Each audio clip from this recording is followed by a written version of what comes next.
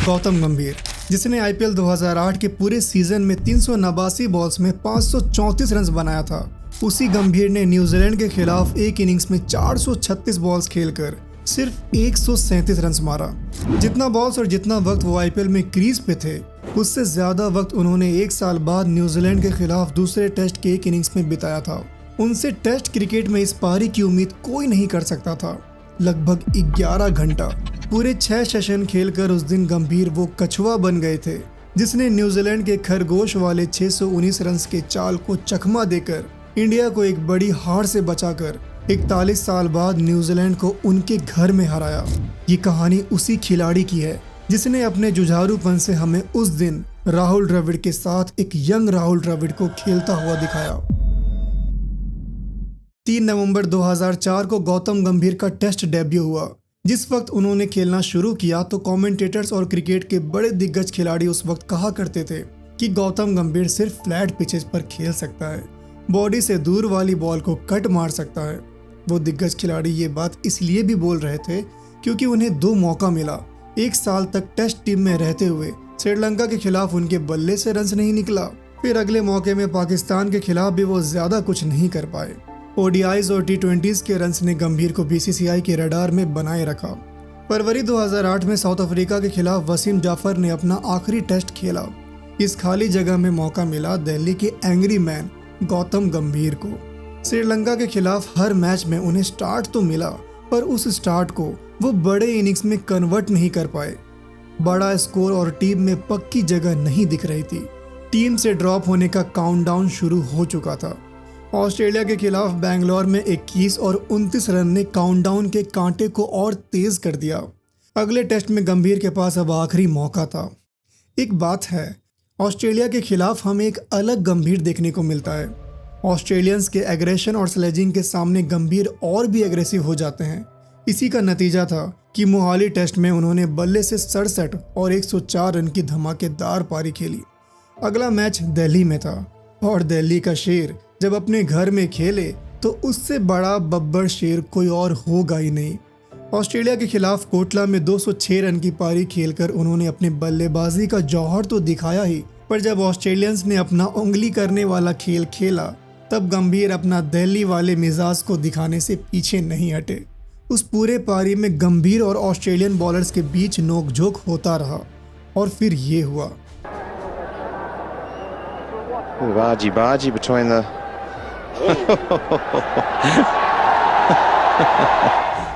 इसके लिए गंभीर को एक मैच के लिए बैन कर दिया गया।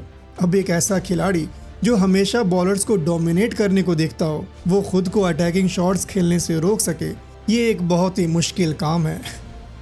आईपीएल का पहला सीजन और गौतम गंभीर ने अपनी टीम दिल्ली डेयरडेविल्स के लिए कई इंपॉर्टेंट इनिंग्स खेला। पूरे सीजन उन्होंने 389 बॉल्स में 534 रन बनाया, जिसमें रिकॉर्ड 68 चौके और 8 छक्के शामिल थे। इसके मदद से उन्होंने अपनी टीम को आईपीएल के पहले सीजन में सेमीफाइनल तक पहुंचाया। साल 2008 में वनडे इंटरनेशनल्स में सबसे ज्यादा रन्स गंभीर के बल्ले से आए। पूरा साल उन्होंने 1119 रन बनाया विथ एन एवरेज ऑफ 46.62। तो जो खिलाड़ी वाइड बॉल क्रिकेट में इतना घातक हो, T20 वर्ल्ड कप के विनिंग टीम का हीरो हो, वो टेस्ट क्रिकेट में जुझारू पारी खेले, ये देखने को मिलना एक नामुमकिन सा दृश्य लगता है। पर गंभीर ने दिखाया कि कैसे वो खुद को सिचुएशन के हिसाब से ढाल सकते हैं। और एक महान खिलाड़ी भी तो वही होता है जो टीम की ज़रूरत के हिसाब से अपनी पारी को बुनता हो। इंग्लैंड के खिलाफ अगले 2 टेस्ट में उन्होंने 361 रन बनाया। यहाँ से इंडियन टीम एक अलग गंभीर को देख रहा था।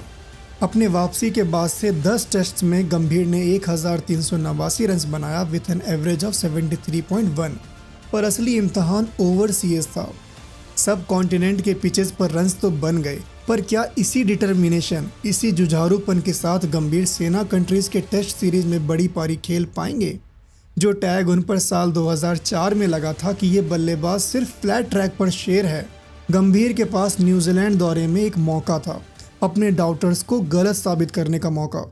इंडिया पिछले 41 साल में न्यूजीलैंड में एक भी टेस्ट मैच नहीं जीता था। सीरीज जीतना तो दूर की बात है, पर इस सीरीज में शायद कुछ ऐसा होने वाला था जो पिछले कई दशकों में नहीं हुआ था। राहुल द्रविड़ अपने करियर के अंत में थे और उनके कंधे की जिम्मेदारी एक युवा बल्लेबाज को अपने कंधे पे लेने की बारी थी। वो लेगेसी जो द्रविड़ ने इंडियन क्रिकेट के लिए छोड़ा था, उसी विरासत को आगे बढ़ाने की बारी थी। पहला मैच इंडिया ने 10 विकेट से जीत लिया। अब इंडियन टीम के पास सीरीज जीतने का एक अच्छा मौका था। उन्हें बस अगले 2 मैच में हारना नहीं था। दूसरा टेस्ट मैच शुरू हुआ। न्यूजीलैंड ने टॉस जीत के बल्लेबाजी करने का फैसला किया। इंडियन बॉलर्स ने 23 रन पे न्यूजीलैंड का 3 विकेट गिरा दिया था। अब बस मिडिल ऑर्डर की कमर तोड़नी थी। यहाँ से बाकी 7 विकेट गिरने में ज्यादा टाइम नहीं लगना चाहिए था, पर इंडियन बॉलर्स ने अपना पकड़ ढीला किया और न्यूजीलैंड ने वहां से 619 जैसा पहाड़ स्कोर खड़ा किया।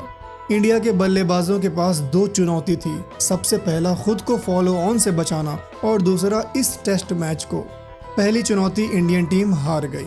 फॉलो ऑन से बचने के लिए इंडिया को पहली पारी में कम से कम 420 रन बनाना था, पर इंडिया 305 रन पे सिमट गई। पर एक मिनट, हमारे इस कहानी के हीरो गौतम भाई कहाँ हैं? वो कहीं नहीं है, वो पैड अप हो रहे हैं, वापिस आके बल्लेबाजी जो करनी है। अब पहली पारी में गंभीर ऐसा शॉट खेलते आउट हुए जो उनका एग्रेसिव नेचर शो करता है। स्पिनर्स को स्टेप आउट करके लॉफ्ट करना। जीतन पटेल के बॉल पर वेटोरी के हाथ में उन्होंने कैच दे मारा।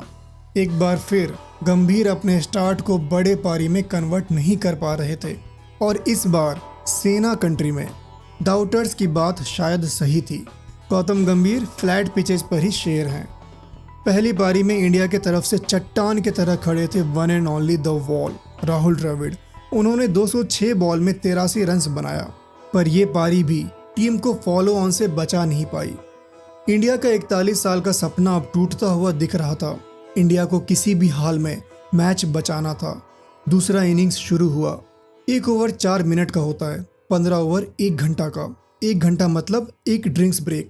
अगर ये साइकिल रिपीट हुई तो एक सेशन कंप्लीट हुआ, और ये अगर 3 बार रिपीट हुए तो एक दिन मतलब के स्टंप्स। जब गंभीर दूसरी इनिंग्स में बल्लेबाजी करने उतरे तब तीसरे दिन का खेल खत्म होने में 74 मिनट बचा था। अब गौतम गंभीर तो ऐसे खिलाड़ी हैं नहीं जो आपको टेस्ट मैच बचा के दे। जब वो क्रीज पे होते हैं तब उनका एग्रेशन और एरोगेंस विरोधी गेंदबाजों पे खूब छलकता है, पर जब टीम की बात हो तब गंभीर खुद की ईगो को साइड में रखकर टीम के लिए परफॉर्म करते हैं। ये बात जीतन पटेल के पहले ओवर में झलक रहा था। गंभीर डिफेंसिव अप्रोच से बैटिंग कर रहे थे, यहाँ तक कि एक बॉल को तो पैड भी किया। गंभीर ने पूरा चौथा दिन बल्लेबाजी किया। चौथे दिन का खेल खत्म होते होते गंभीर 4 ड्रिंक्स ब्रेक, 2 सेशन ब्रेक्स और 2 स्टंप्स देख चुके थे।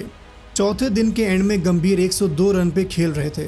उन्होंने 7 घंटों में 102 रन बनाया था। चौथे दिन 242 बॉल्स में 88 रन बनाया था, जिसके आखिरी सेशन में सिर्फ 19 रन बनाया था। अब सबसे मुश्किल बात होने वाली थी, कल वापस आके उसी कंसंट्रेशन और एनर्जी से पूरा दिन खेलकर मैच बचाना। गंभीर के लिए सबसे आसान था कि क्विक रन्स के लिए जाए, जो उनका ट्रू नेचर है। आउट होने पे कोई कुछ बोलता भी नहीं, पर दिग्गज खिलाड़ी वही होता है जो सिचुएशन के हिसाब से खेले, ना कि अपने मन के हिसाब से। 5वें दिन के शुरू के 1 घंटे में गंभीर ने सिर्फ 8 रन बनाया। तेंदुलकर भी आउट हो गए। टीम अभी भी ट्रेल कर रही थी। न्यूजीलैंड के spinners outside of stumps ball फेंक के उन्हें फंसाने की कोशिश कर रहे थे, पर गंभीर उनके झांसे में नहीं फंसे। अंत में उन्होंने रात भर के 102 रन में सिर्फ 35 रन जोड़ा था, पर आज रन्स मायने नहीं रखते थे।